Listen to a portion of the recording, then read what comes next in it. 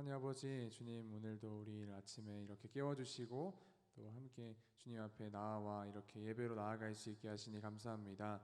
하나님, 우리가 이 시간 주님 앞에 나아갑니다. 주님의 말씀 듣기 위해 이 자리에 나와왔사오니 하나님, 우리에게 주님의 음성 들려주시고 또 주님의 말씀이 우리에게 선포될 때에 그 말씀 가지고 또한 은혜로서 이번 한 주간 살아갈 수 있도록 하나님 인도하여 주시옵소서. 마치는 시간까지 함께 하실 준비되며 우리 사랑하시는 예수님의 이름으로 기도드렸습니다. 아멘.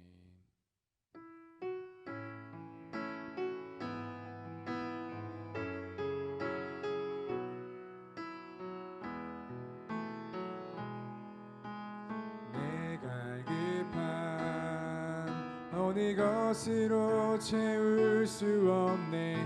내가 급한 상한 나의 심령에 내가 급한 부르짖는 소리 들으소서. 내가 급한 주의 음성 들리네.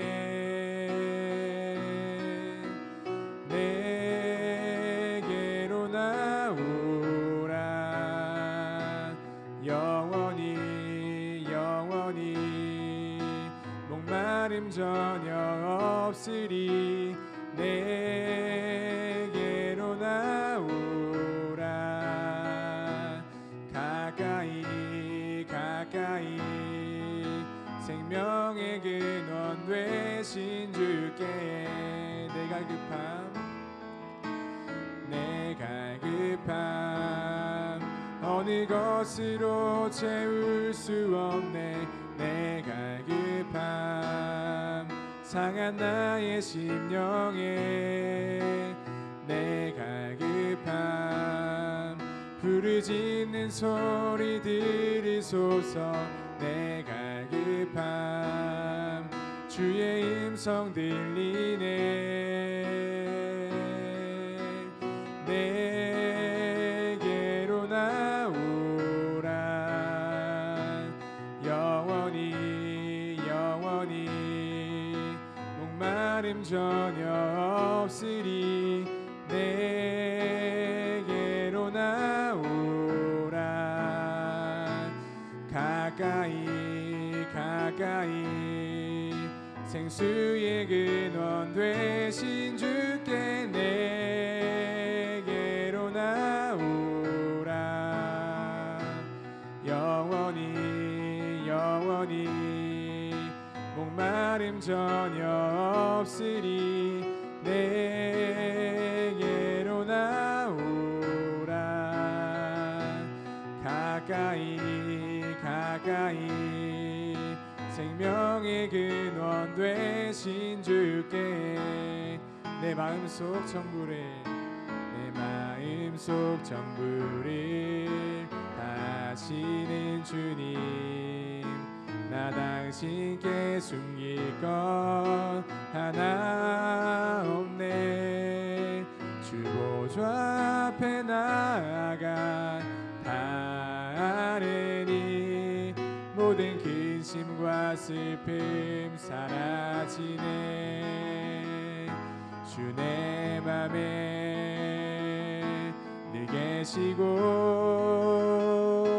나 주 안에 늘 거하니 이 놀라운 사랑 그 사랑 앞에 나 나아가 목소리 높여 찬양 드리네. 내가 어디에 있든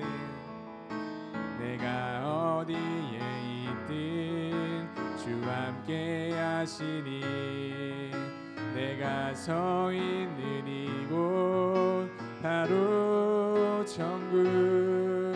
주 보좌 앞에 나아가 나절하니 주의 은혜와 사랑 넘쳐나네. 주 내 맘에 늘 계시고 나 주 안에 늘 거하니 이 놀라운 사랑 그 사랑 앞에 나 나아가 목소리 높여 찬양 드리네. 그네의 보좌 앞에 나 나가 경배 드리네. 살아계신 하나님 은혜를 감사합니다. 복되고 귀한 날, 또 이 새벽에 하나님을 찬양하며 하나님의 말씀 가운데로 불러주시니 감사합니다. 성령 하나님이 우리를 권능의 손으로 붙들으시고 능력의 손으로 인도하여 주시기를 원합니다. 이 시간도 말씀 가운데 우리를 권능의 손 안에 이끌어 주시옵시고, 오순절 마가다락방에 임했던 성령의 바람이 불게 하시고, 또 하나님 아버지 성령과 불처럼 바람처럼 하나님의 성령이 우리 가운데도 충만히 임하여져서 우리가 담대히 예수 그리스도의 십자가의 복음의 증인으로 설 수 있게 하옵소서. 예수님의 이름으로 감사하며 기도드립니다. 아멘. 모니터 스피커를 조금 더 올려주세요.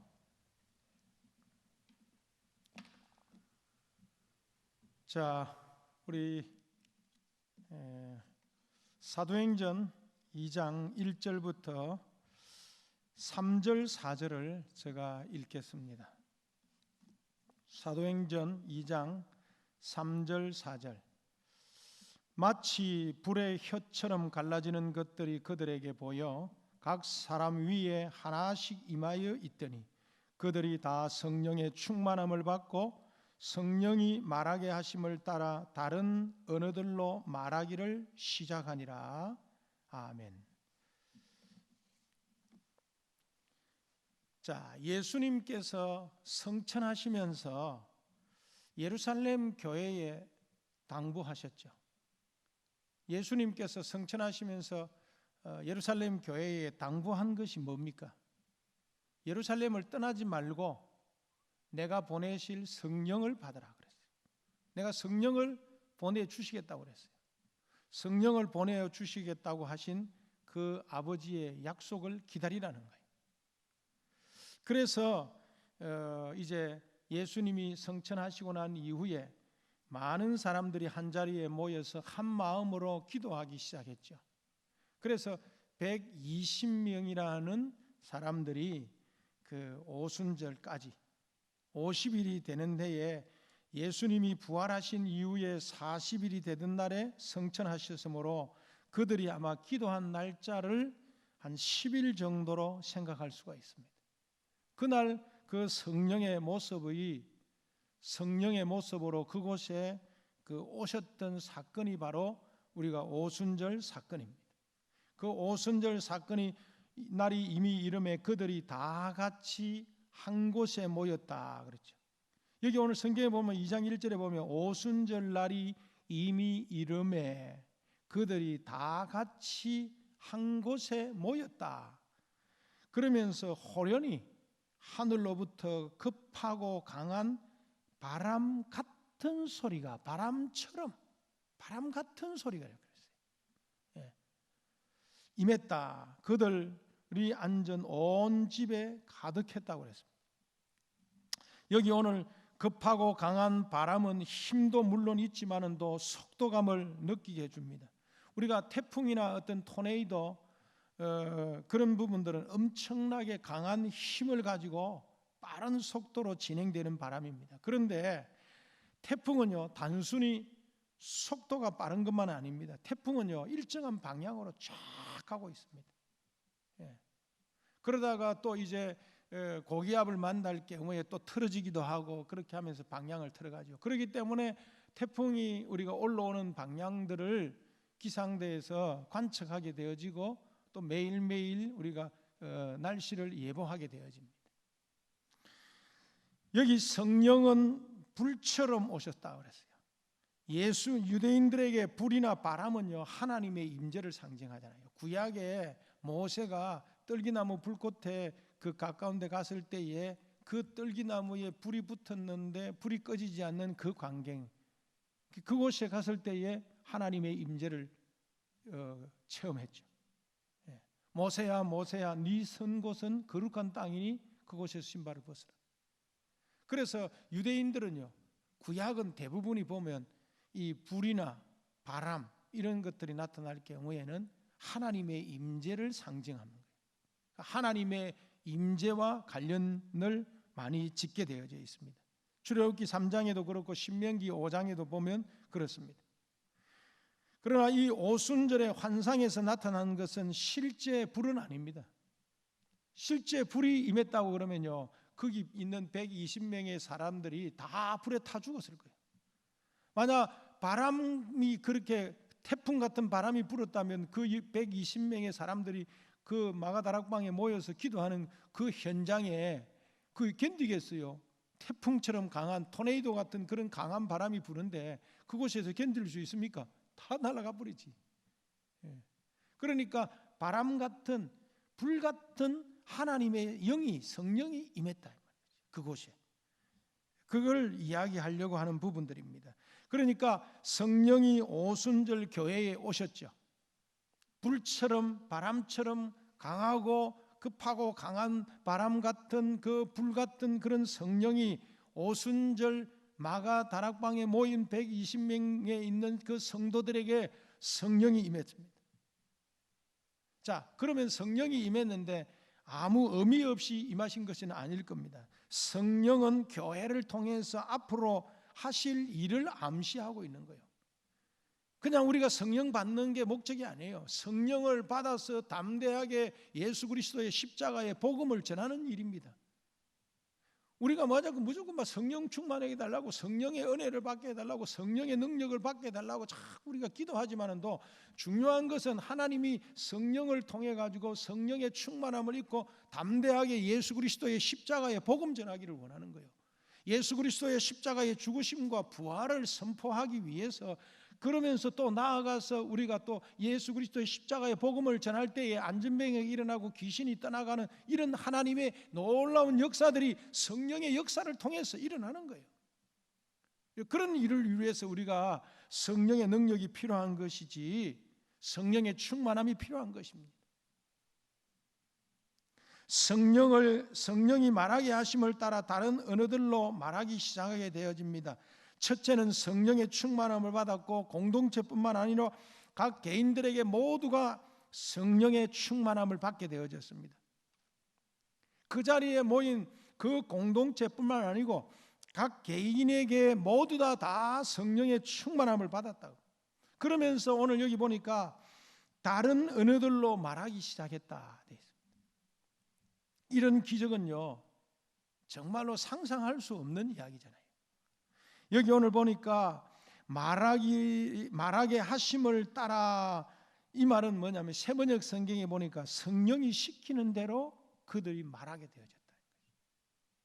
놀라운 오순절 마가다락방에 일어났던 그 성령의 역사, 이 오순절 사건의 기록은 성령이 처음 이 세상에 오셨다는 것만은 아닙니다. 이미 성령은 이미 오셨어요. 이미 성령은 우리에게 임했습니다. 예수님도 부활 이후에 제자들을 찾아가 숨을 내쉬면서 성령을 받아라 그렇게 이야기를 했던 것입니다. 그런데 성경에는 요한복음 14장에 보니까 다른 면에서 말하면 오순절 사건은 교회가 활동을 시작하게 된 출발점이다. 성령이 예수님이 제자들에게 약속한 또 다른 보혜사입니다. 내가 또 다른 보혜사를 너희에게 주시겠다 그렇게 이야기했어요. 그러니까 예수님은요, 성령 또 다른 보혜사로 우리에게 주시겠다고 약속했습니다. 다른 보혜사는 성령을 가리키는 것입니다. 그러면서 이제 구속 사역을 감당할 수 있도록 예수 그리스도의 십자가의 복음을 온 땅에 선포하기 위해서 우리가 성령의 충만함을 입고 담대하게 십자가의 복음을 말하기를 원하시는 것입니다. 자, 성령이 오심으로 교회는 무엇이 달라졌는가? 하나님의 성령이 이 오순절 마가다락방에 임한 그 성령의 역사로 인하여 교회는 이제 무엇이 달라졌느냐? 교회가 움직이기 시작했어요. 성령이 말하게 하심으로 사람들이 다른 언어들로 말하기 시작했다고 그랬어요. 여기서 다른 언어들을 일반적인 방언으로 이해하는 것은 너무 독단적인 해석이 될 수 있습니다. 다른 언어라는 것은 뭐냐면 자기 모국어라는 다른 언어를 말하는 것입니다. 다른 언어란 전혀 배운 적이 없는 언어인데 듣는 사람들은 모국어처럼 알아들을 수 있는 언어였다는 것입니다. 즉 다른 언어로 말했다는 것은 오순절을 맞이해 가지고 세계 각국으로부터 모여온 그 사람들이 자기들의 언어로 복음의 메시지를 들었다는 것을 암시하는 것입니다.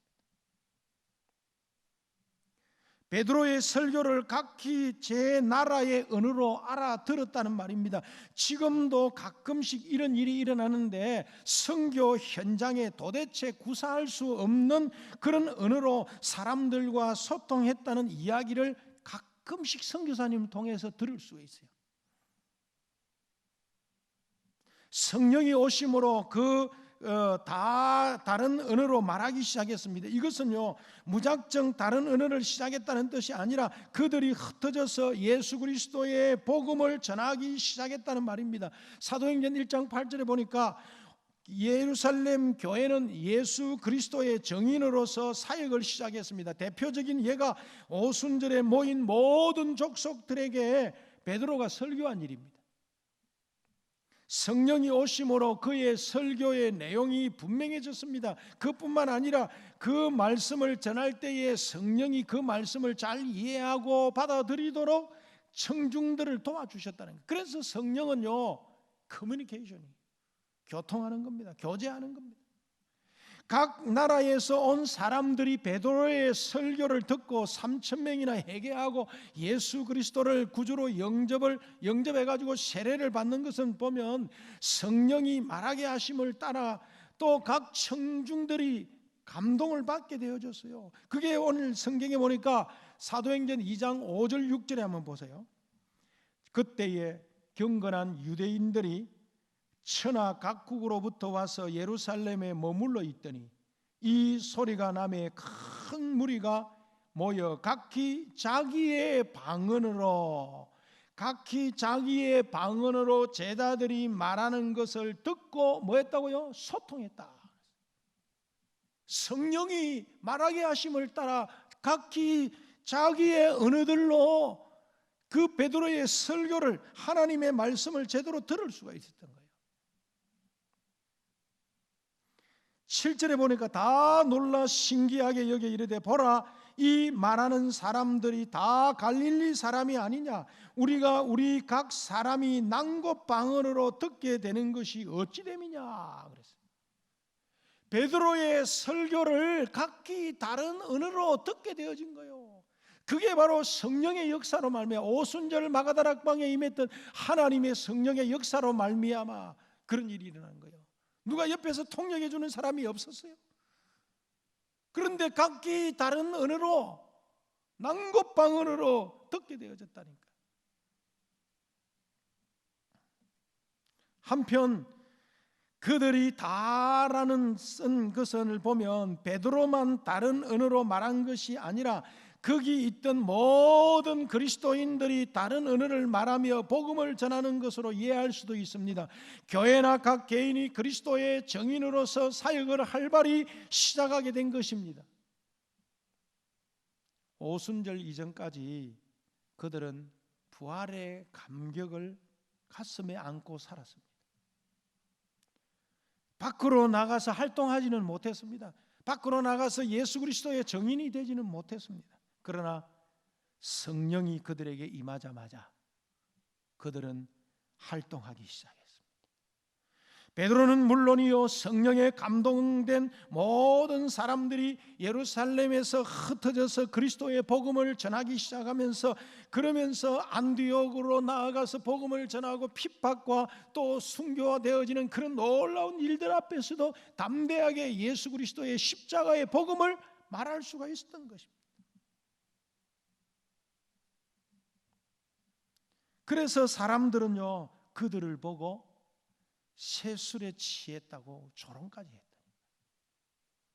이렇듯이 초대 교회는 자기 의지와는 아무 상관이 없이 어디론가 움직이고 있었습니다. 성령의 도우심이 있으므로 유대에서부터 사마리아까지, 빌립을 통하여 에디오피아까지, 또 그리고 바울을 통해서 유럽과 로마까지 그리스도의 복음이 선포되어지고 증거되어진다. 그들의 삶이 달라졌습니다.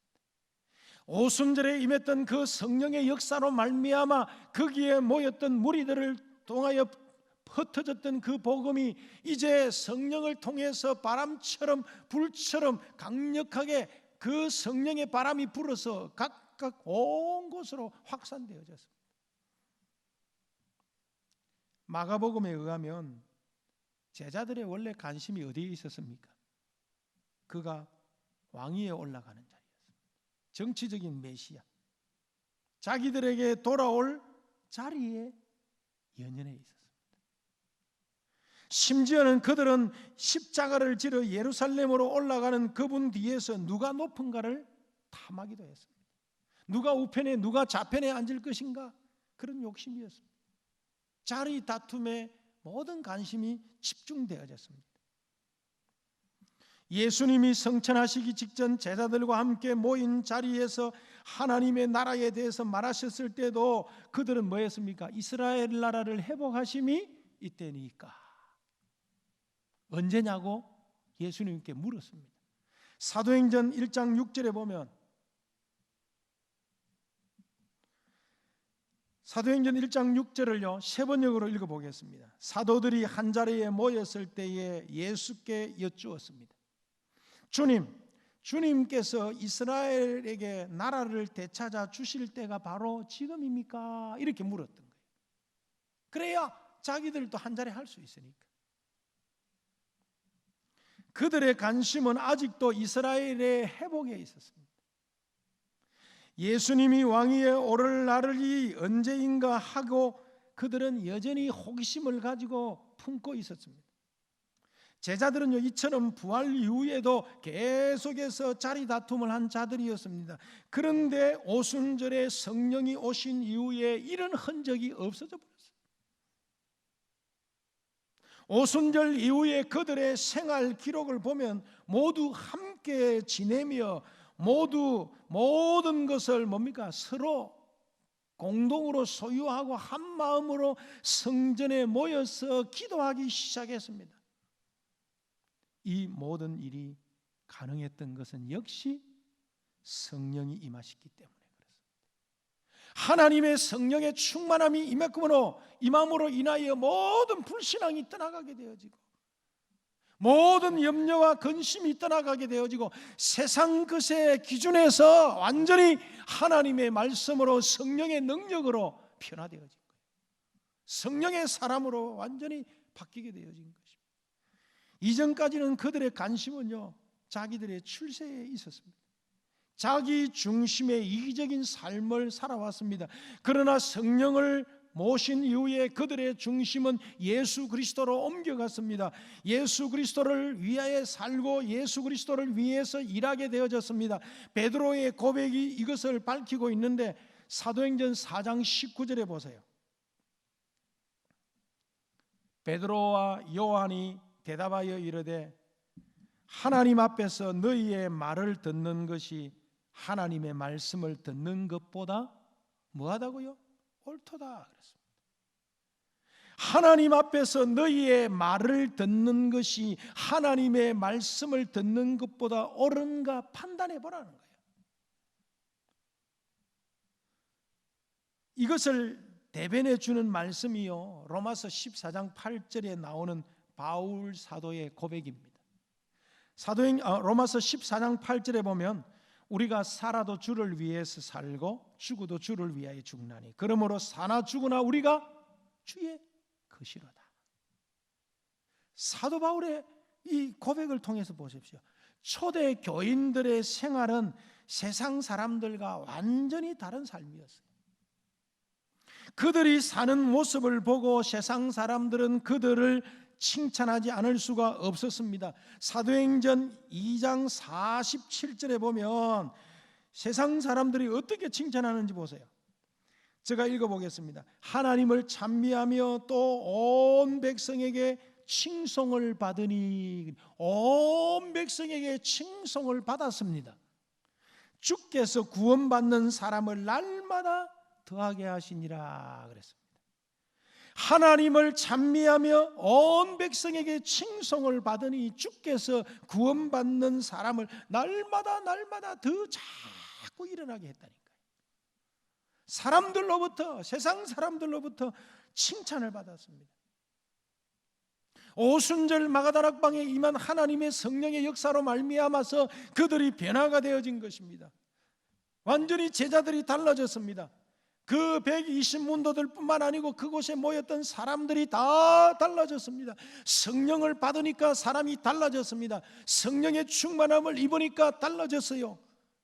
세상 관점에서 보았던 사람들이 예수의 관점으로, 복음의 사람으로 변화되어진 것입니다. 성령이 임하니까 놀라운 일이 벌어졌어요. 초대 교인들은 세상 사람들과는 완전히 다른 삶이었습니다. 그들이 사는 모습을 보고 세상 사람들은 그들을 칭찬하지 않을 수가 없었습니다. 그들은 구원받는 사람들이 날마다 많아질 수밖에 없었던 것이죠. 그들의 기도가 달라졌어요. 사도행전 4장 23절부터 31절에요. 오순절 이후에 처음으로 예루살렘 교회의 기도를 소개하고 있는데, 자, 제가 27절부터 한번 읽어보겠습니다. 사도행전 4장 27절부터 제가 읽어보겠습니다.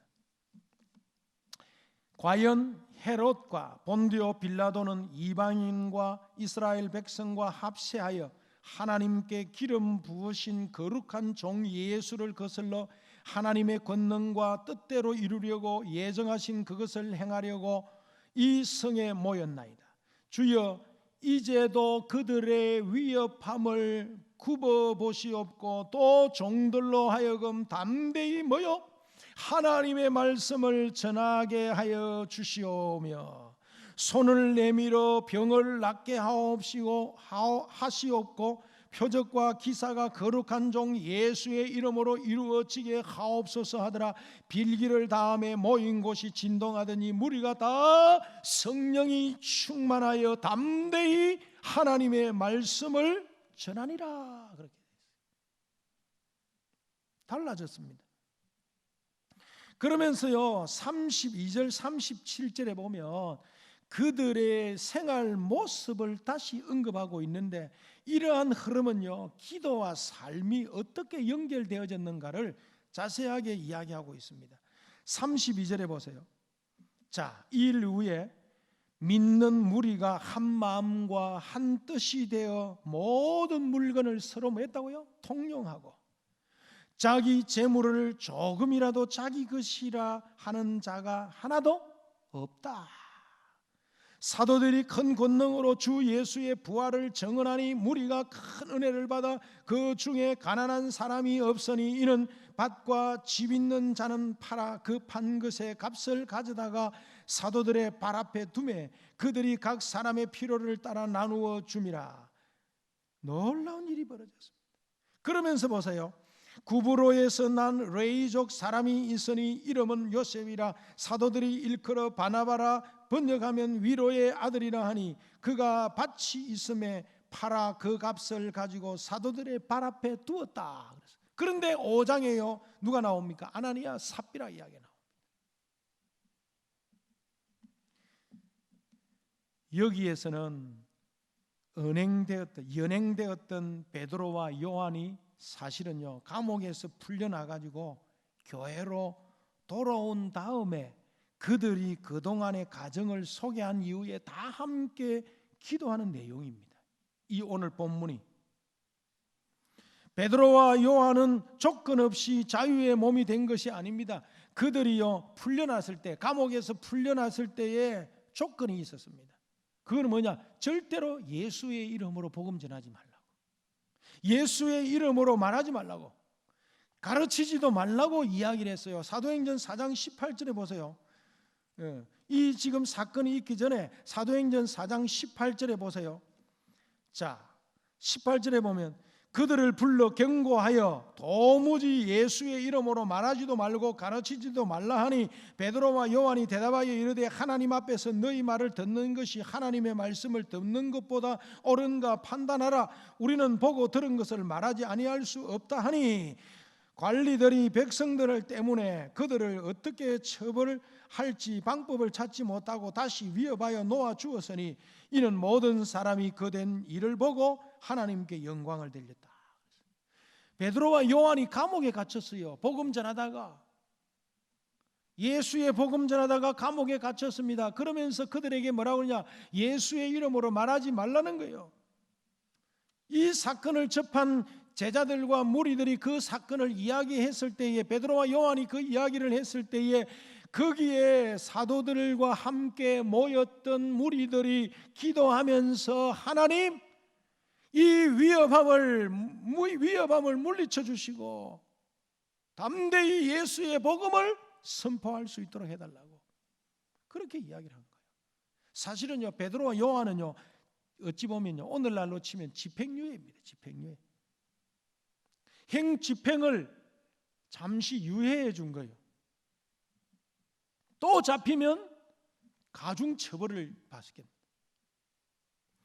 베드로의 보고에 따르면 헤롯과 빌라도가 합세하여 예수님을 십자가에 달았듯이 교회를 박해하기 위하여 이 두 세력이 한패가 되었고 교회에 다시 위기가 몰려오게 된 것입니다. 이런 보고를 받은 교회는 함께 기도하기를 주여 이제도 그들의 위험함을 굽어 보시옵고 또 종들로 하여금 담대히 하나님의 말씀을 전하게 하여 주옵소서라고 간청합니다. 그리고 능력의 손으로 병을 낫게 해주시고 주님의 거룩한 종 예수의 이름으로 표적과 기사가 일어나게 해달라고 간절히 그들이 모여서 기도했던 것입니다. 이 기도의 핵심은 그런 위협이 다가옴에도 불구하고 담대히 예수 그리스도의 십자가의 복음을 전할 수 있게 해달라는 것입니다. 초대 교회의 기도는 재산과 생명이 위협받는 상황에서 드린 기도답지 않았습니다. 순교할 각오로 말씀을 전하게 해달라는 것이 그들의 간청이요 그들의 요구입니다. 하나님 앞에 하나님 아버지 담대하게 예수 그리스도의 십자가의 복음을 전할 수 있도록 해달라고. 이것이 오순절을 경험한 교회의 기도입니다. 물론 그들의 개인적인 기도는 공동 기도와 달랐겠지만 그래도 공동 기도의 내용을 보면 그 신앙의 자세를 엿볼 수가 있습니다. 놀라운 것은 이런 기도의 결과입니다. 그들이 기도를 마치자마자 그들이 모인 곳이 진동하더니 무리가 다 성령 충만하게 되어 담대히 하나님의 말씀을 뭐 했다고요? 전하게 되어졌다고 그랬어요. 32절 이하에 보면 그들이 성령이 충만하여 어떻게 살았는지를 보여주는 내용이 나오는데 교인들의 마음이 하나가 되어지고 한 뜻이 되어졌습니다. 사도들은 큰 능력으로 주 예수의 부활을 증언했습니다. 그리고 그들이 날마다 성전에 있든지 집에 있든지 예수가 그리스도라고 가르치고 전도하기를 그치지 않았다라고 5장 42절에서 이야기하고 있다. 그 결과 하나님의 말씀은 계속 퍼져나갔습니다. 예루살렘에 있는 제자들의 수가 많아졌습니다. 심지어는요 제사장들 가운데도 이 믿음을 받아들이고 순종하는 사람들이 늘어났습니다. 사도행전 6장 7절을 우리가 한번 읽어보겠습니다. 사도행전 6장 7절에 보니까 하나님의 말씀이 점점 왕성하여 예루살렘에 있는 제자의 수가 더 심히 많아지고 허다한 제사장의 무리도 이 도에 뭐 했다고요? 복종했다. 그 말은 뭐냐? 제사장의 무리 가운데도 예수 그리스도의 십자가의 복음을 받아들였다는 말이에요. 놀라운 일이 벌어졌습니다. 특별히 초대교회에서 예수 믿는 사람이라고 말하지 않고 제자들이라고 부른 것이 기억해 볼 수 있습니다. 성령이 임한 이후에 그들의 모습은 세상을 놀라게 하기에 충분했습니다. 사람들은 더 놀라며 당황했습니다. 그들이 그리스도의 복음을 전하며 예수 공동체로 살아가기 위해서요 죽음도 무서워하지 않았기 때문입니다. 이런 믿는 자들의 모습이 많은 사람을 예수 그리스도의 제자로 이끌어 왔다는 것이 오늘 우리에게 주는 놀라운 비밀입니다. 자, 그렇다면 오늘날에도 우리가 오순절에 임했던 똑같은 그런 역사가 아니라 할지라도 성령의 역사가 임하면, 성령의 충만함을 받으면 담대하게 예수 그리스도의 십자가의 복음의 증인으로 살아갈 수가 있는 것입니다. 내 자신만이 변하는 것이 아니라 담대하게 복음의 사도로 서게 되는 것입니다.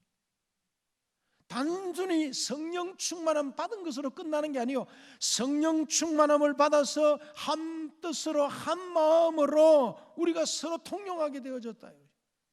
그러면서 그리스도의 복음을 전할 수가 있었습니다. 어떤 사람은요, 자기가 성령 충만 받았다고 하면서 삶은 변화가 일어나지 않습니다. 그거는요 오히려 이중적인 거예요. 정말로 이 초대교회에 일어났던 성령의 역사와 같은 이런 역사가 벌어진다면 삶이 달라지는 거예요. 생활이 달라지는 거예요. 모습이 달라지는 거예요. 우리가 기숙사에 있으면서 여러분들이 한 학기 동안 성령의 충만함으로 승리하는 저와 여러분이 되기를 주의 이름으로 축원합니다. 하나님 감사합니다. 이 새벽에 주신 말씀 붙들고 성령의 역사가 우리 기숙사에 있는 모든 사생들에게도 임하게 하옵소서. 각 호실마다 하나님 성령의 역사가, 성령의 바람이 불게 하셔서 기도하는 역사가 일어나고 말씀으로 충만해지는 역사가 일어나게 해 주시옵소서. 하나님의 성령의 사람으로 세워지게 하옵소서. 예수님의 이름으로 감사하며 기도드립니다. 주 예수 그리스도의 은혜와 하나님의 무한하신 사랑하심과 성령의 교통하심이, 오순절날에 임했던 성령의 역사하심이 우리 종신 공동체에도 임하여 모든 사생들이 성령의 충만함을 입고 승리하게 하시기를 예수 그리스도의 이름으로 축원하옵나이다. 아멘.